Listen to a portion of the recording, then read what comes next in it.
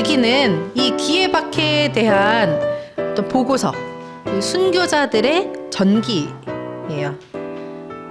아까 이제 앵베르 주교님이 1839년 조선의 서울 박해 보고서를 먼저 쓰셨습니다. 이게 1838년 12월 31일부터 1839년 8월 7일 약 7개월 정도의 그 순교자들에 대한 기록이에요. 그런데 앵베르 주교님이 이제 당신이 체포가 될 것을 예상하고서 정하상, 현경련, 이문우, 최영수, 현성문에게 이 뒤를 이어서 순교자들의 행적, 순교자들의 그 사적을 조사하라고 그런 임무를 맡기셨습니다. 그렇게 해서 이분들이 열심히 순교자들에 대한 기록을 남기셨어요. 그런데 기예박해가 점차 거세어지면서 세 분 선교사랑 여기에 정하상, 현경련, 이문우 모두 순교를 하게 되었죠. 그래서 최영수, 필립보와 현성문 가롤로가 계속 이어서 이제 조사를 했는데 최영수, 필립보 역시 1841년 4월에 체포되고 9월에 순교하게 되었습니다. 최영수, 필립보는 현재 하느님의 종 순교자로 계세요.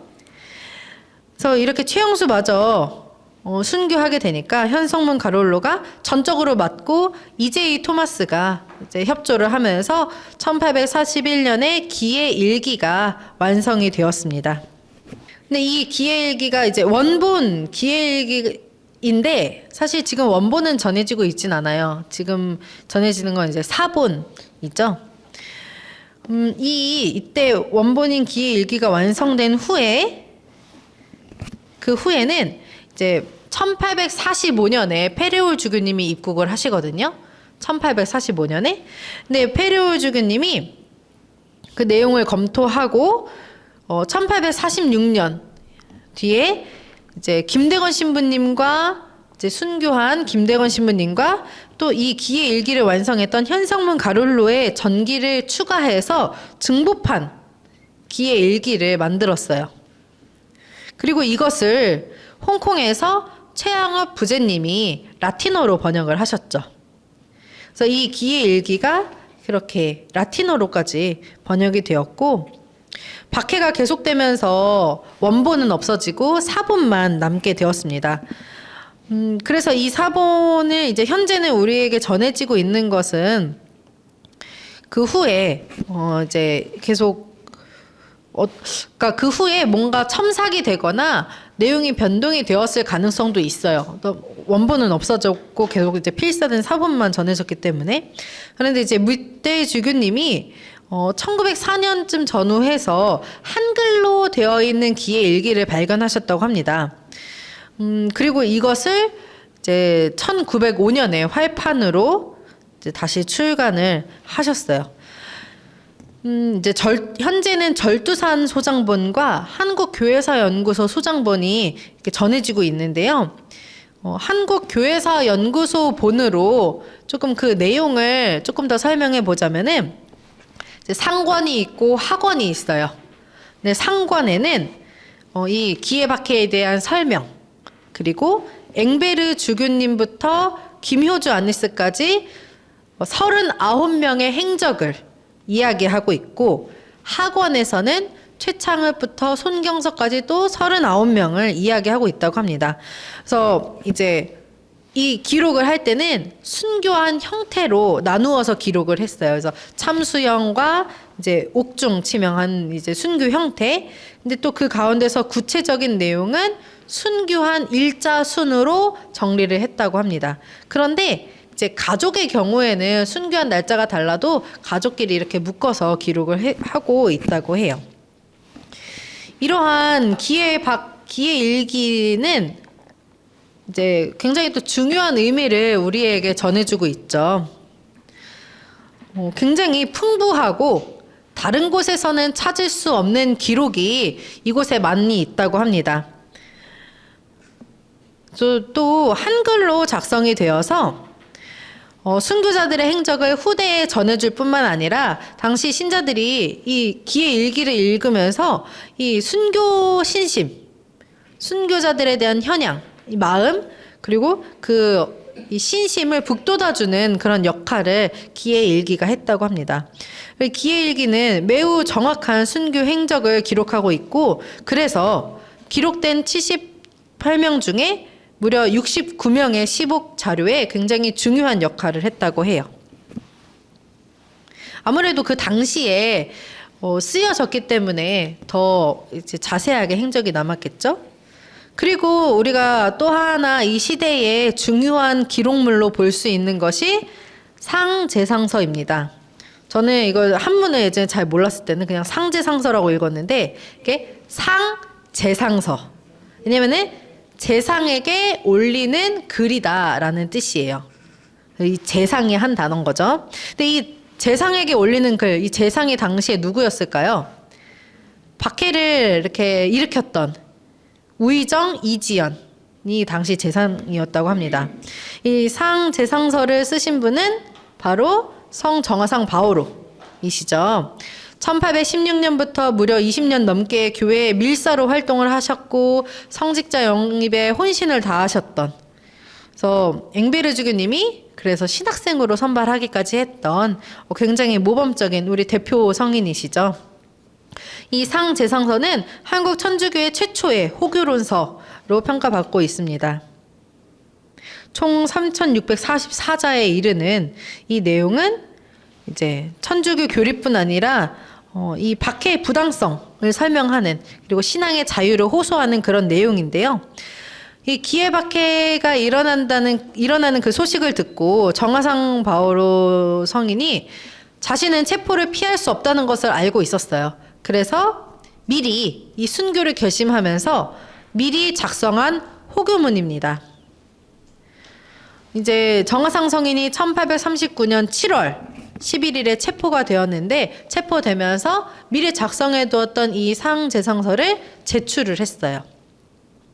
그래서 그 내용에는 무슨 내용이 있나 이렇게 보면은 이 본서와 우사로 구분이 되어 있습니다. 상제상서는 본서 이제 본문이 있고, 우사는 뭐냐면은, 우사가 뭐냐면은 이제 뒤에 짧게 첨부한 부록을 우사라고 합니다.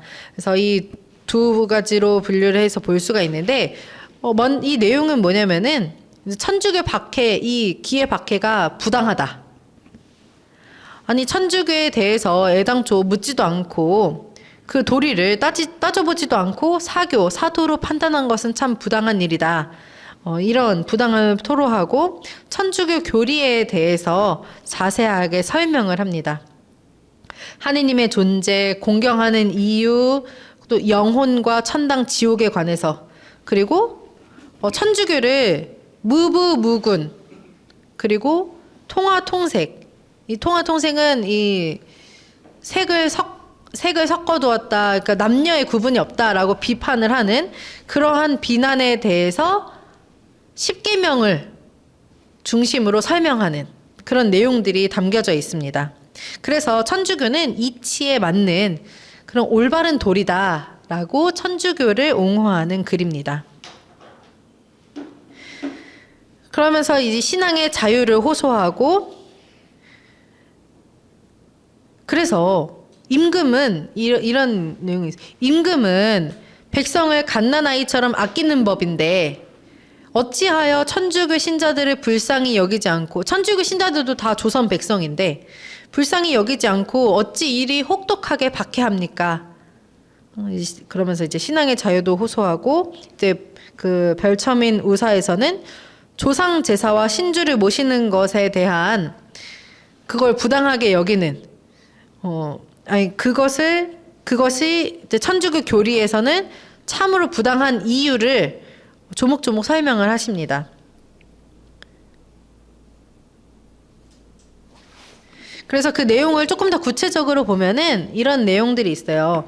하느님에 대한 설명을 어떻게 하는가 보면은, 이제 하느님을 어디서 찾을 수 있는가. 이건 우리도 지금, 이건 초등부 아이들도 교리를 하면은 이 내용을 하거든요. 하느님을 어디서 찾아요? 세상, 자연과 양심과 성경에서 볼 수 있습니다. 이런 얘기를 하잖아요. 이때도 이제 똑같았어요. 이 모든 것이 일정한 질서에 따라 움직이는 이 세상을 통해서도, 그리고 선을 쫓고 악을 두려워하는 인간의 본성에서도, 그리고 창조 때부터 어그러짐 없이 기록된 이 성경을 통해서도 하느님의 존재가 의심 없는 일이다 라고 설명을 하고, 또 사람은 태어나서 죽기까지 이 하느님께서 베풀어 주신 은혜를 누리고 있는데, 십계명을 지킴으로써 우리가 그 은혜에 보답할 수 있습니다 라고 이야기를 합니다. 그리고 아까 말씀드렸다시피 무부묵은 통화통색의 비판을 십계명을 통해서 이제 충분히 부모에게 효도하라는 이 십계명의 내용, 간음하지 말라는 그런 십계명의 내용들을 통해서 설명을 하고, 또 조상 제사와 신주 문제에 대해서 음식은 살아있는 육신만을 위한 것이고 신주는 한낱 나무 조각일 뿐이다, 허황된 것이다 라고 그 설명을 합니다.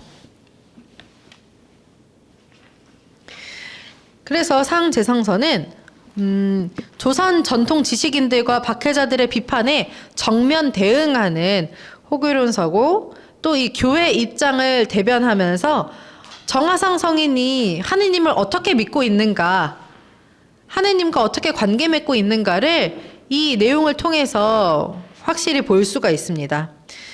그뿐만 아니라 정하상 성인의 생각뿐만 아니라 이 교리는 당시 신자들이 어떻게 교리를 이해하고 있는지, 또 신앙의 열정이 어느 정도인지를 가늠할 수 있는 그런 또 중요한, 그 시대를 이해하는 중요한 자료가 되기도 합니다. 그렇게 해서 오늘 우리가 세분 선교사 그리고 기회박해에 대한 내용을 이렇게 보았어요. 양들을 위해 목숨을 바치는 것이 착한 목자의 본분이다 라고 생각했던 선교사들, 신부님도 그렇게 생각하시죠? 네. 그리고 우리 순교자의 말씀, 형제들아 용기를 분발하라. 너희 앞에 서서 갈바리아로 올라가시는 오주 예수를 보라. 마음속에 예수의 오상을 깊이 새겨두시오. 천주님께 사랑을 사랑으로 갚고 목숨을 목숨으로 갚으십시오. 네, 조금 더 긴 내용으로 보면은 성 이문우 요한의 말씀인데요. 천주께서 나를 부르신다. 천주께서 특별한 은혜로 나를 부르시니 어찌 그분의 부르시는 소리에 대답을 아니할 수 있겠는가. 동정 성목께 도우심을 구하는 것을 잊지 말고 끊임없이 성목께 기도하시오. 마음속에 예수의 오상을 깊이 새겨두시오. 천주님께 사랑을 사랑으로 갚고 목숨으로 목숨을 갚으십시오. 우리 순교자들의 이 박해를 마주하는 그 용감한 모습, 바로 마음속에 예수님의 오상을 깊이 새겨두었기 때문인 것 같아요. 우리가 성사를 보면은 이렇게 생각해 보면은 그 전에 성사 볼 때나 지금 성사 볼 때나 이 죄의 내용이 크게 다른 것 같진 않아요. 하지만 그럼에도 불구하고 끊임없이 용서해 주시는 하느님의 자비를 우리가 믿고 있잖아요. 바로 예수님의 오상을 우리 마음속에 깊이 새기면서 어떻게 하면은 그 자비와 사랑에 보답할 수 있을까? 바로 순교자들처럼 사랑에는 사랑으로, 목숨에는 목숨으로, 우리의 목숨으로, 네, 끝까지 걸어가시는 그 오주 예수님을 따라서 우리도 걸어가야 하겠습니다. 그래서 오늘 순교자들의 이 감동적인 이야기, 사실 전에는 제가 순교자들이 한 분 한 분 봤는데 기회박해는 너무 많아가지고 그렇게 하면 오늘 하루가 안 끝날 것 같아요. 워낙에 감명 깊은 이야기가 많으니까. 그래서 이 프린트에 있는 순교자들의 어록 보시면서 순교자들과 함께 해보시면 좋겠습니다. 성부와 성자와 성령의 이름으로 아멘.